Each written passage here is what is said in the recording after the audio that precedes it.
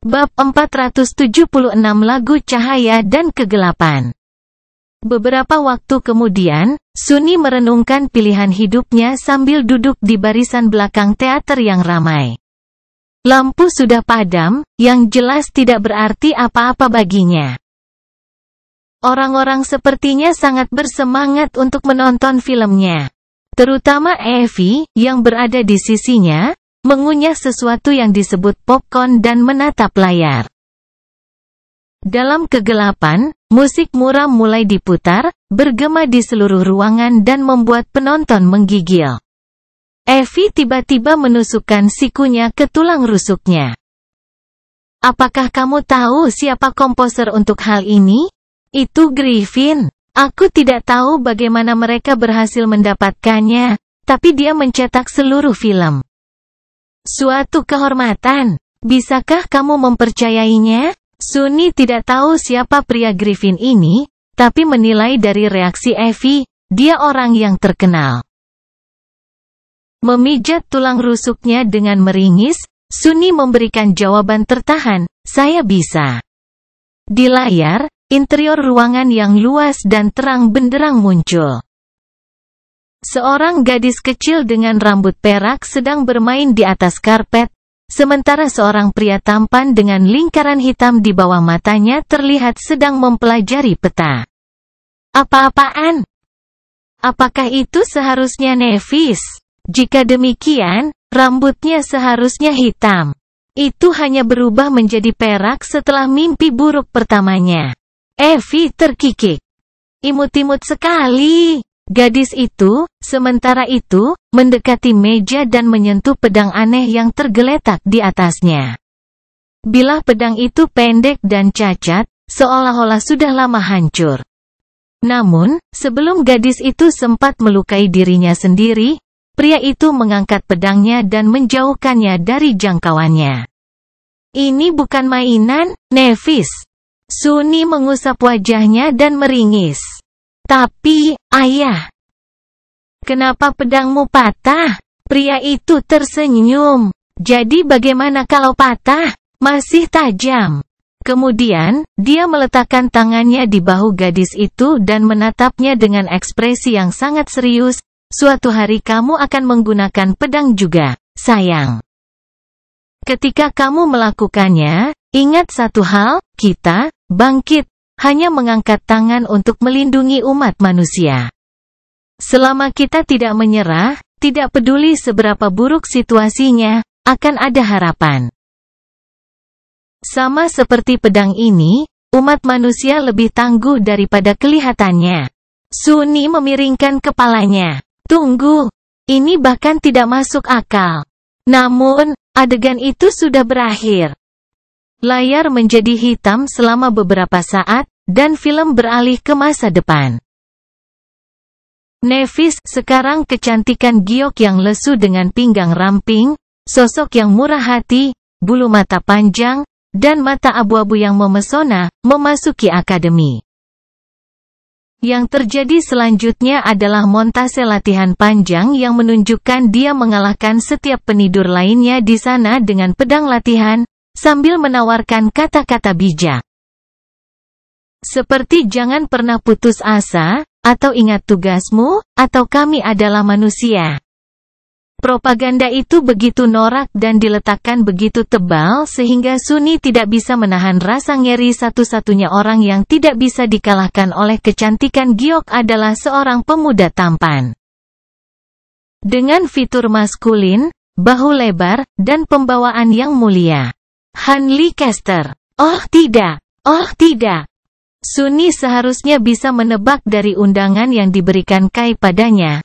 Tapi sutradara film itu jelas mengisyaratkan perasaan romantis yang muncul di antara keduanya. Percakapan mereka di akademi sepertinya tentang ilmu pedang, tapi entah bagaimana juga sangat genit. Para aktor memiliki chemistry gila bersama dia ingin muntah. Tetapi penonton jelas terpesona oleh kedua pemeran utama itu. Sunni tidak terlalu lama memikirkan hal yang tidak masuk akal ini. Karena saat itu, karakternya sendiri diperkenalkan. Apa yang dia mantra ini?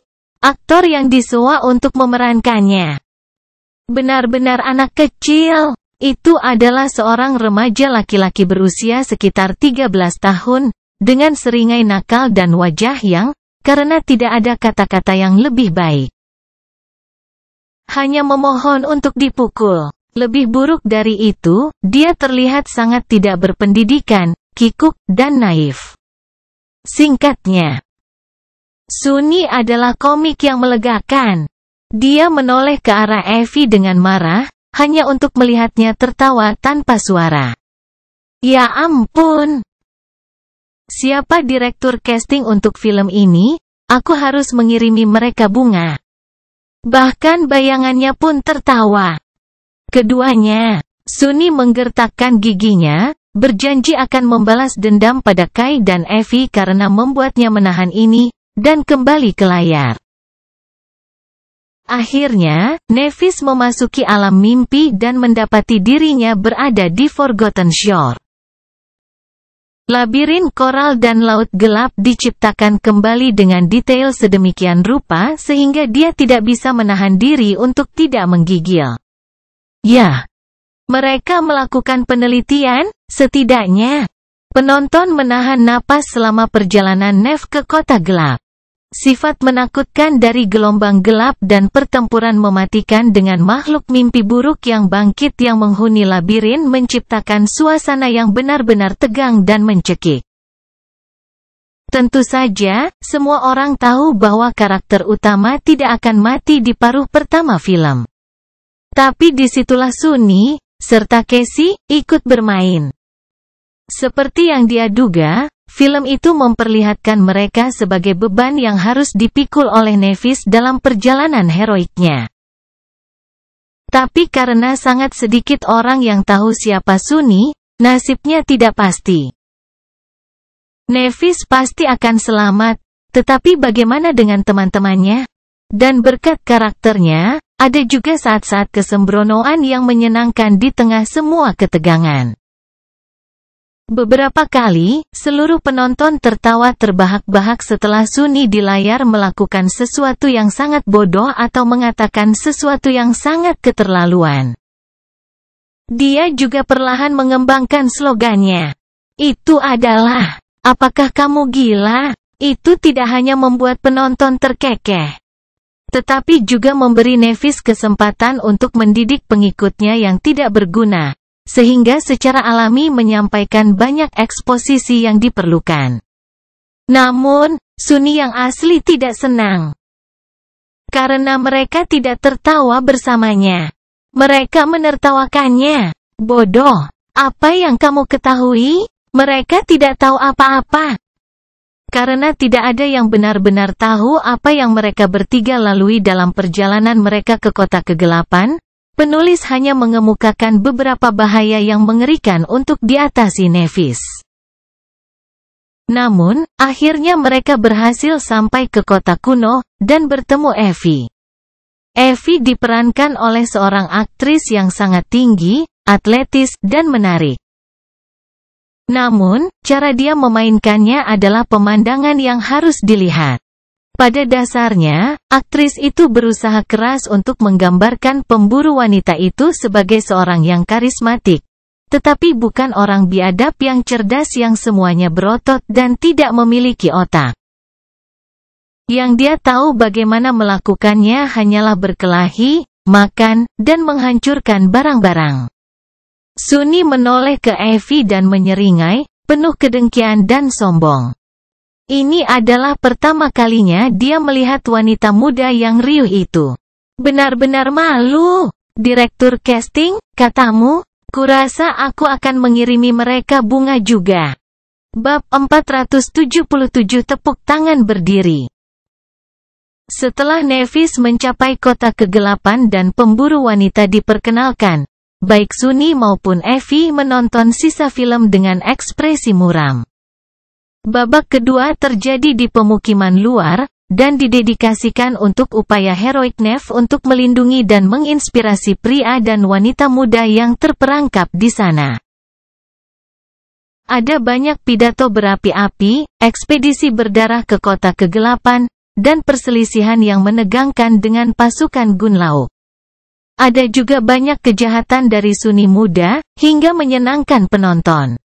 Pada titik tertentu, orang-orang mulai berteriak, "Kamu gila," bersamanya. Dan beberapa saat kemudian, ada semacam momen pertumbuhan yang lucu untuk karakter tersebut, ketika dia bertanya, "Apakah saya gila?" Sebaliknya dan mengikuti Nevis tanpa memberikan kritiknya yang biasa, yang disambut dengan sorakan. Namun, sebagian besar bagian film ini didedikasikan untuk rasa hormat dan persahabatan yang tulus yang berkembang antara Nevis dan Kester di saat yang mengerikan ini. Dengan pemeran utama pria tampan sebagai tangan kanannya, Changing Star berhasil menyatukan orang-orang di pemukiman luar, mengingatkan mereka apa artinya menjadi manusia, dan menantang Gun Lauk untuk menyelamatkan Evie yang riuh dari pemenjaraan yang tidak adil. Duel itu sendiri dikoreografikan dengan cukup baik, meski tidak ada hubungannya dengan yang asli. Gerakan yang digunakan oleh heroin berseri-seri dan tiran kejam itu mencolok dan dramatis, dan mengekspresikan suasana hati dengan baik. Tetapi siapapun yang mencoba untuk benar-benar bertarung seperti itu mungkin akan mengambil risiko membuat musuh mereka mati karena tawa. Babak ketiga menunjukkan pengepungan Crimson Spire.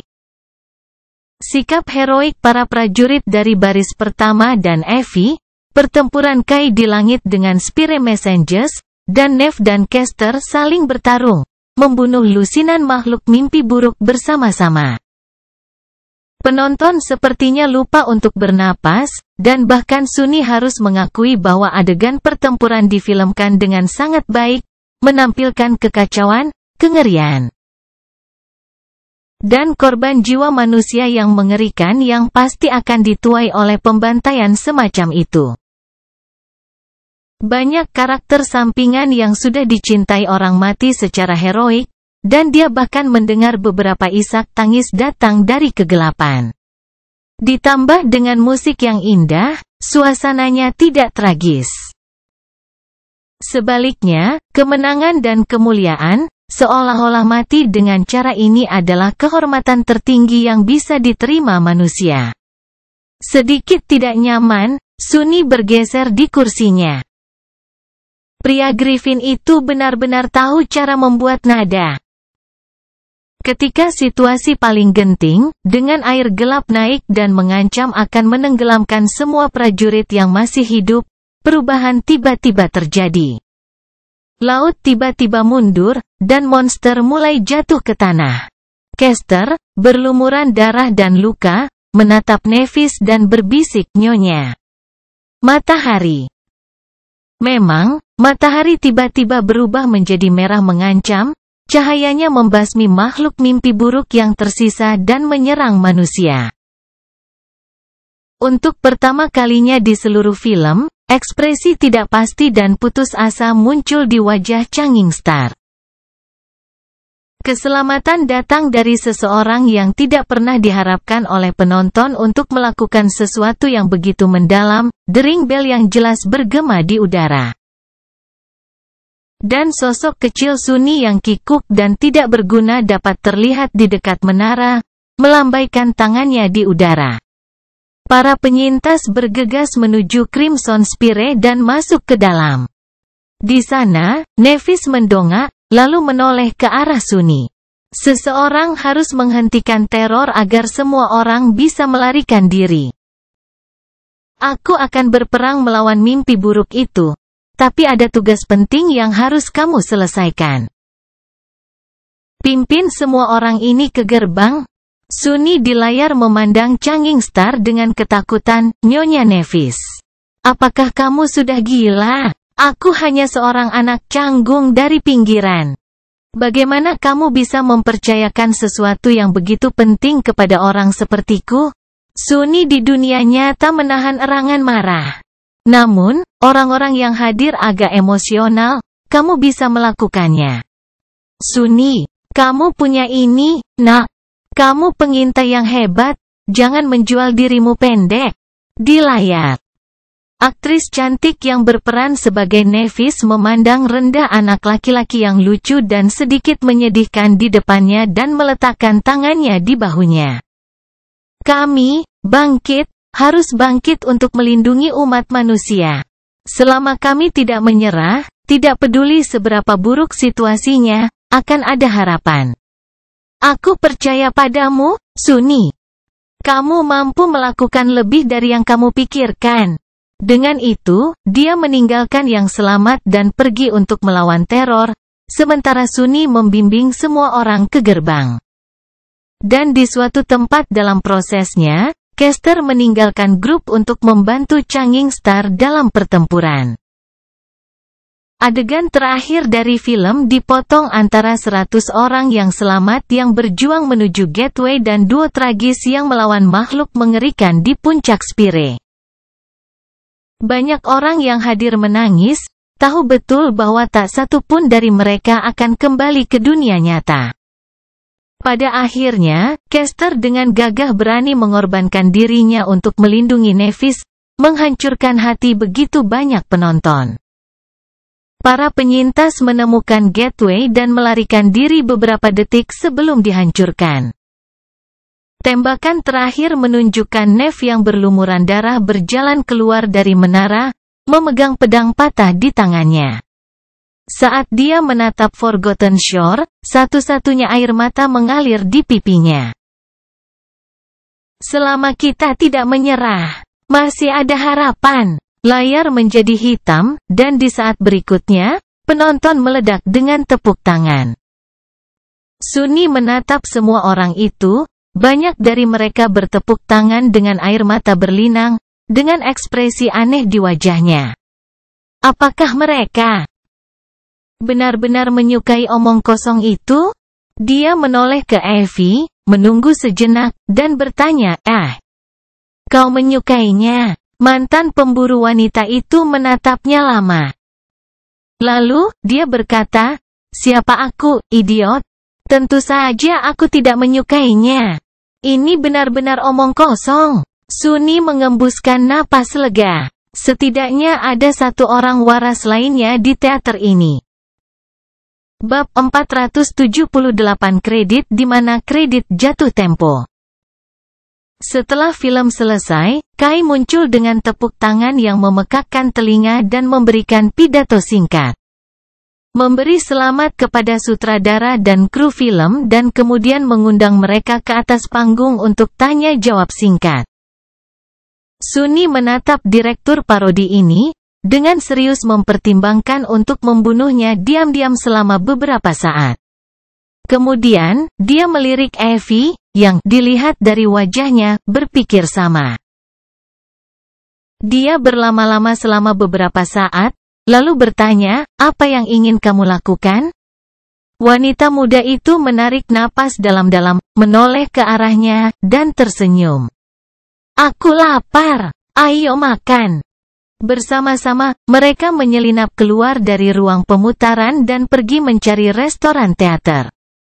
Ada banyak orang di sana yang, seperti mereka, telah memutuskan untuk melewatkan bagian PR dari acara tersebut dan sekarang sedang menikmati makanan dan minuman, mendiskusikan film dengan ekspresi hidup. Sunni dan Evie mengambil sesuatu untuk dimakan dan duduk di meja kosong, lalu terdiam beberapa saat.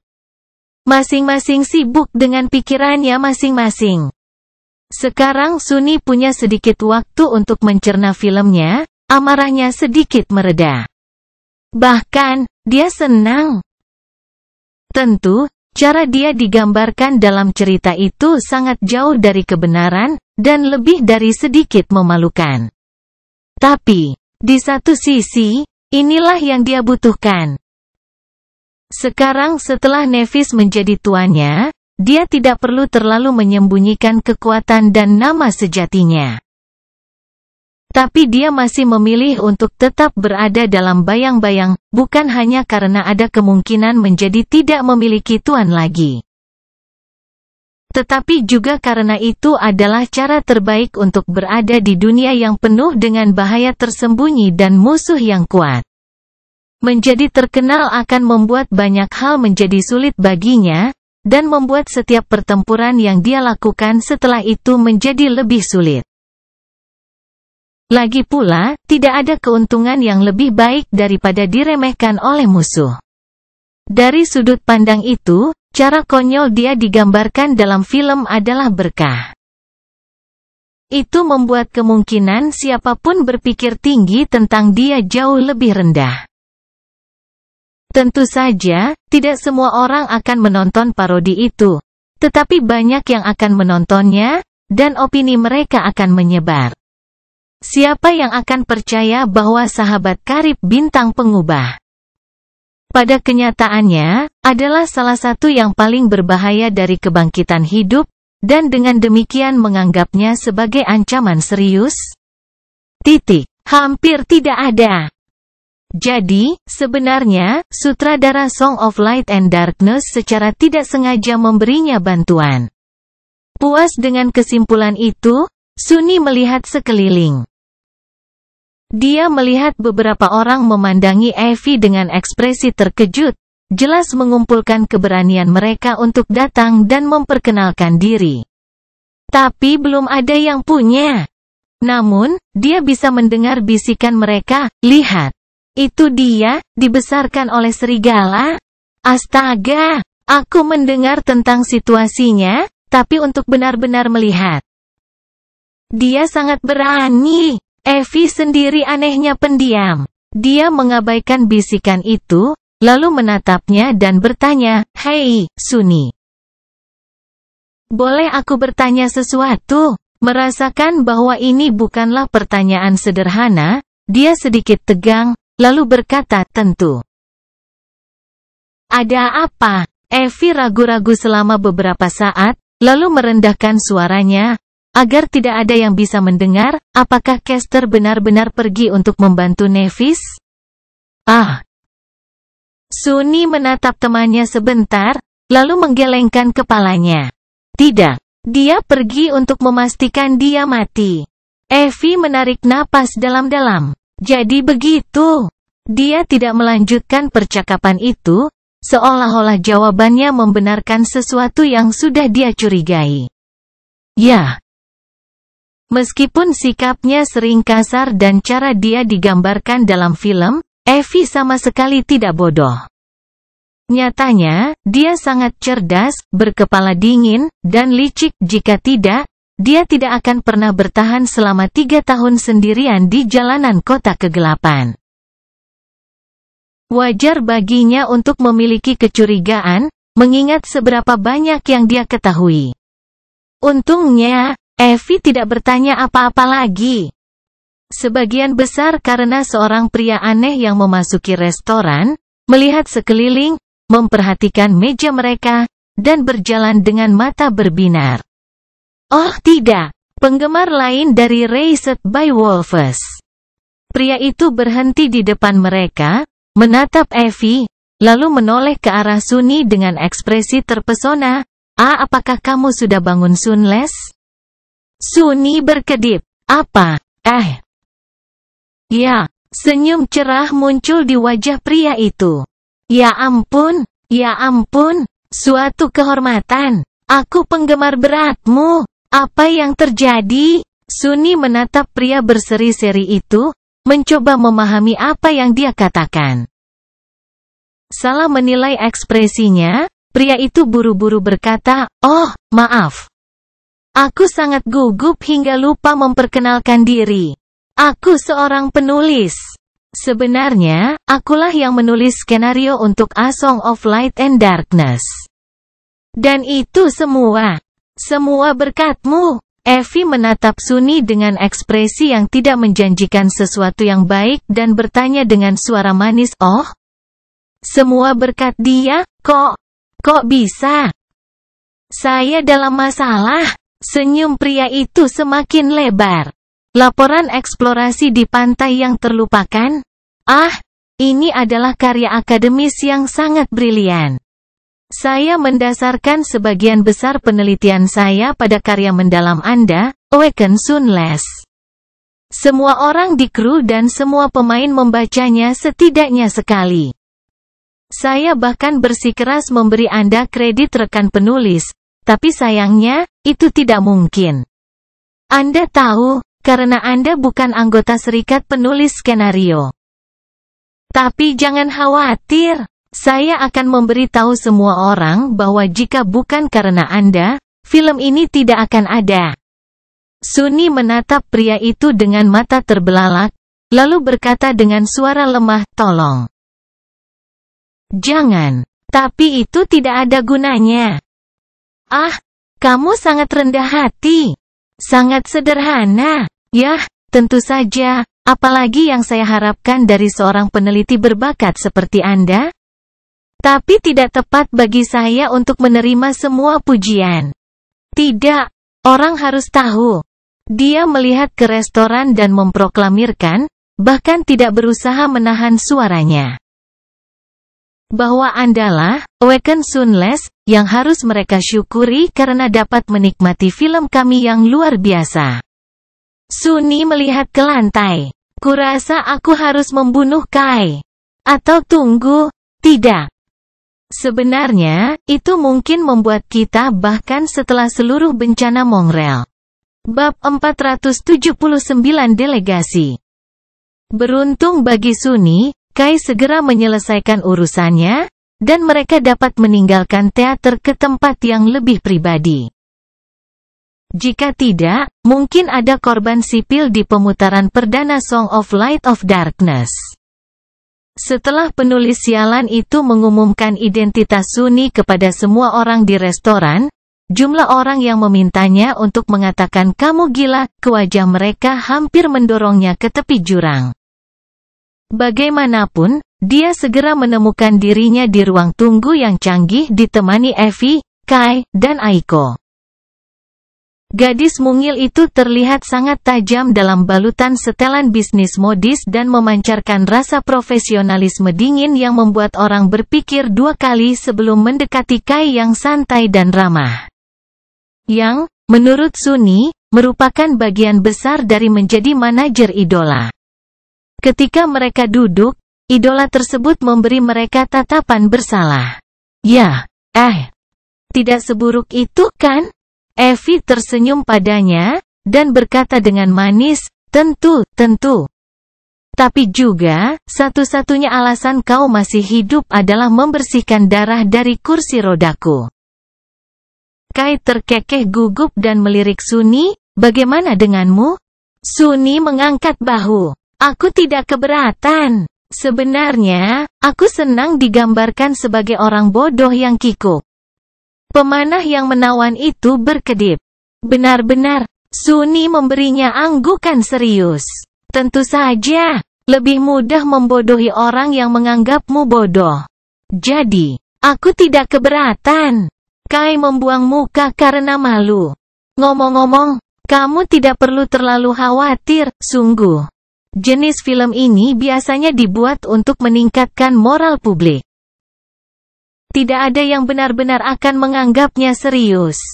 Bahkan orang biasa pun memahami perbedaan antara kenyataan dan fiksi dalam hal kebangkitan. Sunny tertawa. Tentu, saat mereka mau. Lagi pula, dia adalah orang biasa untuk sebagian besar hidupnya. Dan meskipun dia dibesarkan di pinggiran, dia biasa mengonsumsi hiburan murah seperti orang lain di dunia nyata. Ya, dia tahu bagaimana mengenali propaganda dan apa yang tidak dianggap serius, tetapi pada saat yang sama, banyak hal yang tidak ada hubungannya dengan kebenaran masuk ke dalam pikirannya dan diam-diam menjadi kepercayaan. Begitulah cara kerja kepalsuan yang direkayasa dengan baik. Mereka menghabiskan waktu mengobrol dan bercanda tentang saat-saat konyol dalam film, dan pada saat yang tepat, Sunny berkata, ngomong-ngomong, aku sudah bicara dengan Casey. Dia ikut. Tapi kita harus melakukannya sebelum musim dingin, jadi dikurangi 1 bulan untuk persiapan. Evie tersenyum. Kabar baik, aku akan mulai berkemas, kalau begitu. Aku berada di selatan Bastion sekarang, jadi aku butuh 2-3 bulan untuk sampai ke Chain Isles. Kecuali salah satu dari kalian mengenal orang suci setempat yang ramah. Sunny memikirkan seintiris, dan mengingatkan diam. Tidak, wanita itu terlalu membuatnya takut untuk meminta bantuan. Dia bertanya-tanya bagaimana Master Jet berhasil meyakinkannya, sejak awal. Kai mengangguk. Kita bisa bertemu di Bastion dan pergi ke utara bersama. Itu akan lebih aman. Aiko, sementara itu, menatap mereka dengan ekspresi bingung di wajahnya yang halus. Bepergian ke utara? Lakukan sebelum musim dingin? Apa maksudmu? Ekspresi bersalah tiba-tiba muncul di wajah pemanah yang menawan itu. Aku belum pernah mengatakannya sebelumnya.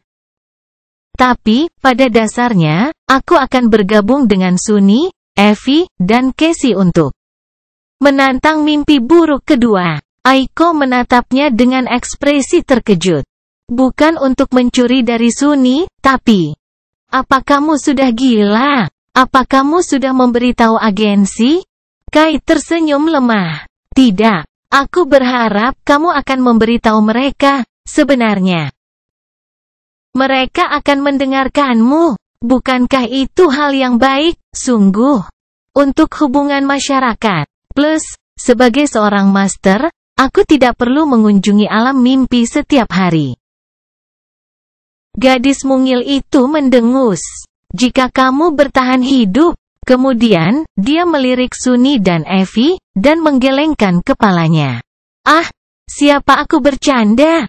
Kurasa aku akan segera menganggur lagi. Kalian bersenang-senang sebentar, aku akan pergi minum.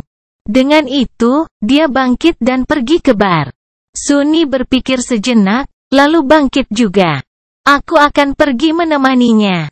Kai memberinya senyum terima kasih. Saya menghargainya. Dia pikir aku akan melakukan apa? Sunny menatap temannya dengan bingung, lalu mengikuti Aiko. Tentu saja, dia tidak melakukannya karena pertimbangan. Bahkan, dia ingin berbicara dengannya tentang sesuatu secara pribadi. Ketika dia mendekati bar dan berdiri di dekat gadis mungil itu, dia memberinya tatapan kotor. Apapun itu, tidak. Sunny berkedip. Apa maksudmu? Aiko tersenyum miring. Aku tahu tatapanmu itu. Terakhir kali kau melihatku seperti itu, Steph dan aku hampir berakhir sebagai umpan penguasa darah. Apa, kau ingin aku bergabung dengan perang bunuh dirimu? Dia menggelengkan kepalanya. Tidak ada yang seperti itu. Faktanya, ini tentang pekerjaanmu. Gadis mungil itu mengangkat sebelah alisnya. Sunny mengangguk. Yah, karena ada kemungkinan kamu kehilangan sebagian dari penghasilanmu, dan Kai memberitahuku bahwa kamu sangat pandai mengelola barang. Bagaimana kamu mau membantuku mengelola bisnis baru yang sedang berkembang? Aiko menatapnya dengan ekspresi ragu. Apakah kamu membuka agen pembunuhan? Dia hampir tersedak. Apa yang membuatmu berpikir seperti itu?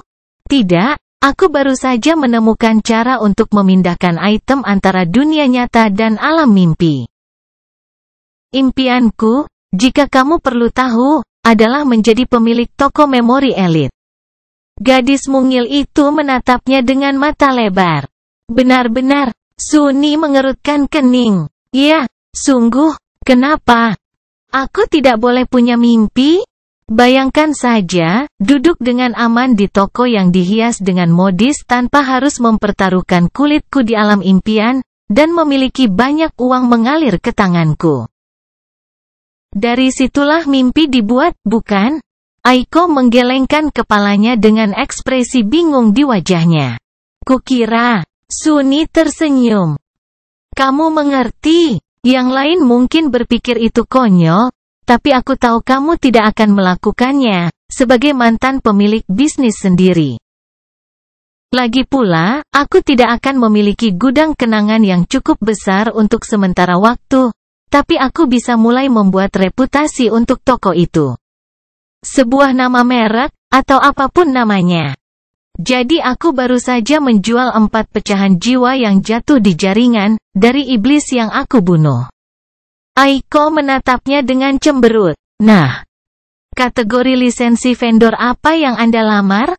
Siapa penilai Anda? Apa strategi fitur Anda? Pendekatan SEO? Pool of endorsement? Dia terdiam sebentar, lalu berkata, "Kamu tahu, kamu mengatakan banyak kata, dan kebanyakan dari kata-kata itu bahkan terdengar familiar, tapi aku tidak tahu apa yang kamu maksud." Apa yang dia bicarakan? Apa itu SEO? Apakah ada lisensi yang berbeda? Tunggu, apakah saya memerlukan lisensi? Jangan bilang bahwa saya juga harus membayar pajak. Gadis mungil itu memejamkan matanya sejenak. Tidak ada. Kamu tidak melakukan satu pun dari hal-hal ini? Suni mengangguk. Sungguh keajaiban bahwa kamu bahkan berhasil menjual pecahan itu. Dia tersenyum. Itulah mengapa saya membutuhkan seseorang yang cerdas dan banyak akal seperti Anda untuk membantu saya. Untuk T. Komisi 5% dari setiap penjualan. Coba pikirkan, berapa banyak Waken di luar sana yang dapat membawa pecahan jiwa ke dunia nyata. Dan membawa rempah-rempah ke mimpi realem? Kita akan kaya dalam waktu singkat. Aiko menghela nafas dan terdiam sebentar. Lalu, dia berkata, itu adalah usaha bisnis berisiko tinggi yang sepenuhnya bergantung pada 2 faktor yang tidak dapat diprediksi, Anda tetap hidup dan Anda terus memburu makhluk mimpi buruk. Yang biasanya bertentangan satu sama lain. Jadi dalam keadaan normal, saya akan mengatakan tidak. Tapi, itu adalah Anda. Saya kira. Plus, Anda memiliki hubungan yang baik dengan ketiga Name Awaken terbaru, serta banyak prestise sebagai anggota kelompok Changing Star. Dan sekarang bahkan beberapa ketenaran budaya pop. Aiko mengangkat bahu, berpikir lama, lalu berkata dengan tegas, 10%. Suni menyeringai dan menawarkan tangannya untuk berjabat tangan. Sempurna. Selamat datang di Suni S Brilliant Emporium. Gadis mungil itu menatapnya kaget. Tunggu. Kamu benar-benar menamai toko Brilliant Emporium? Bisakah penamaannya diubah? Dia menggelengkan kepalanya. Tidak. Itu tidak bisa dinegosiasikan. Tapi apa yang salah dengan nama itu? Itu nama yang bagus. Saya pikir itu. Anda tahu. Brilliant. Bab 480 Jadwal Sibuk. Setelah malam itu, Suni menjadi sangat sibuk. Mendelegasikan. Itulah rahasia kesuksesan. Itulah pemikirannya setelah Aiko bergabung dengan Brilliant Emporium sebagai manajer. Dengan bantuannya, dia memeriksa semua dokumen yang diperlukan untuk membuat toko jaringan improvisasinya tampak sah. Suni menyadari perbedaannya tepat setelah membuat daftar pecahan jiwa yang dia kumpulkan dari penghuni sanktuari untuk dijual. Tidak hanya mereka dibeli lebih cepat, tetapi harganya juga jauh lebih tinggi dari yang diharapkan. Dia juga tidak perlu menghabiskan banyak waktunya untuk mengelola penjualan, pengiriman, dan pembelian. Aiko merampingkan proses dan menciptakan sistem yang sederhana dan efisien di mana dia menyerahkan inventaris dan informasi terbaru tentang barang apa yang ingin diterima darinya di alam mimpi. Dan dia melakukan sisanya. Meskipun volume penjualannya tidak berlebihan, Brilliant Emporium mulai berfungsi sebagai bisnis nyata dengan tingkat aktivitas yang konstan dan basis klien yang tumbuh perlahan. Suni hanya perlu mengumpulkan uang dan membelanjakannya untuk kenangan tingkat rendah untuk diberikan kepada Sein. Nah, dan tetap hidup sambil mendapatkan soul sat tentunya. Sedihnya, terlepas dari betapa dia menghargai konsep pendelegasian, ini adalah satu-satunya bagian dari kesibukannya yang dapat dia percayakan kepada orang lain. Semua hal lain yang harus dia lakukan terlalu pribadi, atau terlalu rahasia untuk merekrut siapapun untuk membantu. Tidak ada yang akan melakukan penelitian untuknya.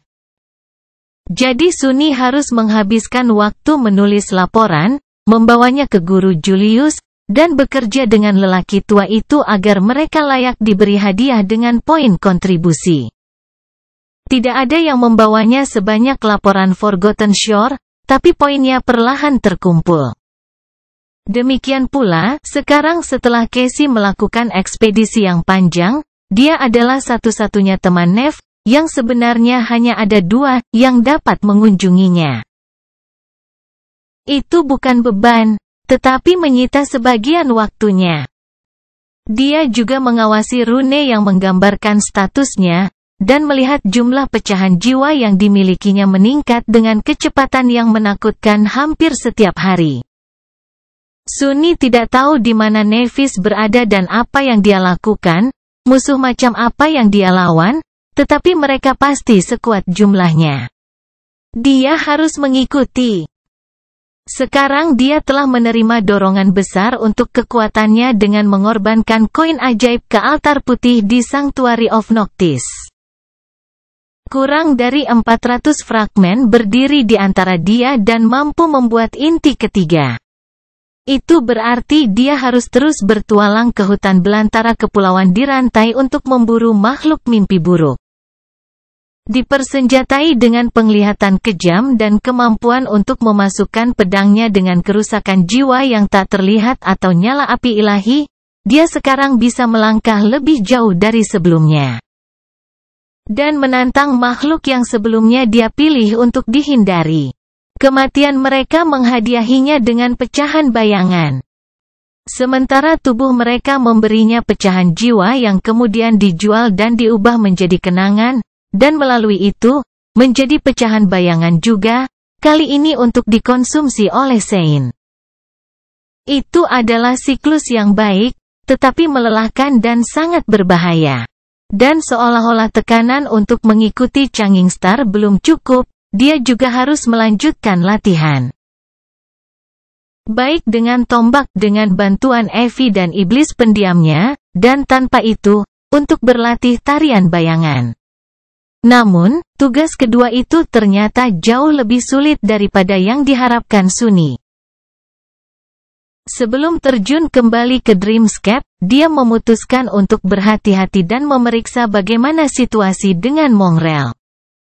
Pencarian cepat di jaringan dapat memberitahunya apakah semua orang telah melupakan pendekar pedang bertopeng atau tidak. Dan ternyata, mereka tidak melakukannya, yang membuat Sunny kecewa. Dia mengetahui bahwa di bulan ketidakhadirannya, orang-orang yang tergila-gila dengan Mongrel tidak hanya bertahan dalam kegembiraan mereka, tetapi juga membawanya ke tingkat yang benar-benar baru dan konyol. Semuanya membanjiri jaringan dengan teori dan diskusi, dan banyak individu, bahkan mereka yang melewatkan sensasi awal, sedang menunggu dengan napas tertahan untuk satu momen gemilang. Kembalinya Tuan Mongrel, dengan setiap hari yang berlalu, antisipasi mereka semakin kuat. Tidak peduli seberapa diskretnya Sunny, begitu dia muncul di Dreamscape, itu akan menimbulkan terlalu banyak kebisingan dan menarik terlalu banyak perhatian. Sialan semuanya, benar-benar bencana. Dia hampir mencabut rambutnya dengan putus asa. Perlu diingat bahwa persona Mongrel, oh ironi, telah dibuat untuk membantunya tetap anonim, berpotensi untuk mengumpulkan rahasia dengan aman tentang penguasa di masa depan. Sungguh lelucon, bahwa hantu tak berwajah yang dia ciptakan ternyata jauh lebih terkenal dan dikenali daripada penciptanya. Bagaimanapun, situasinya benar-benar mengacaukan rencana Sunny. Dia tidak bisa menggunakan Dreamscape, yang menyebabkan kemajuannya dengan Shadow Dance dan Mantle of the Underworld terhenti. Dan jika itu belum cukup, ada masalah tak terduga lainnya yang dia temui. Yang itu tidak merepotkan dan merusak, tetapi membuatnya sangat khawatir, untuk alasan apapun. Itu karena Sunny tidak mendengar kabar dari Mordred lagi setelah kembali dari Menara Gading. Terlepas dari kenyataan bahwa beberapa minggu telah berlalu, pangeran yang hilang tetap pergi. Kepala Sunny, sekali lagi, hanya memiliki satu suara yang menggema di dalamnya, suaranya sendiri. Biasanya, itu pertanda baik, tapi ketidakhadiran Mordred membuat Sunny tegang dan dipenuhi firasat buruk. Apa yang mungkin terjadi pada pembantu misteriusnya? Apakah dia tidak dapat menjalin kontak di luar langit bawah dan Pulau Gading, atau apakah sesuatu terjadi padanya? Tidak ada jawaban. Sunny bahkan mengeluarkan pecahan cermin dari Covetus Cover dan mengolesi beberapa tetes darah di atasnya, tanpa hasil apapun. Sepotong cermin tetap sama, benar-benar gelap dan menolak untuk memantulkan apapun. Setelah salah satu usahanya yang sia-sia inilah Sunny meninggalkan Evie untuk menikmati makan malam yang telah dimasaknya sendiri untuk mereka dan keluar untuk duduk di teras dalam suasana hati yang. Saat itu sore hari, dan bayang-bayang perlahan tumbuh lebih lama dan lebih dalam. Mungkin karena kelelahan, atau mungkin karena dia terbiasa aman di rumahnya, tapi Sunny tenggelam dalam pikiran dan kehilangan jejak di sekelilingnya. Sesuatu yang jarang terjadi. Itulah mengapa dia sangat terkejut mendengar suara seseorang hanya beberapa meter jauhnya. Apa yang kamu lihat? Sunny mengerjap beberapa kali, lalu memfokuskan pandangannya pada orang yang memanggilnya. Di depannya, agak jauh, tepat di antara trotoar dan jalan setapak menuju terasnya, berdiri seorang gadis berusia 14 tahun berseragam sekolah, dengan rambut hitam dan mata gelap. Dan ekspresi yang sangat tidak senang di wajahnya yang pucat. Dada Sunny menjadi dingin. Omong kosong, itu hujan. Melihat tepat ke Sunny, dia menghela nafas dan mengulangi, aku bilang apa yang kamu lihat. Bocah.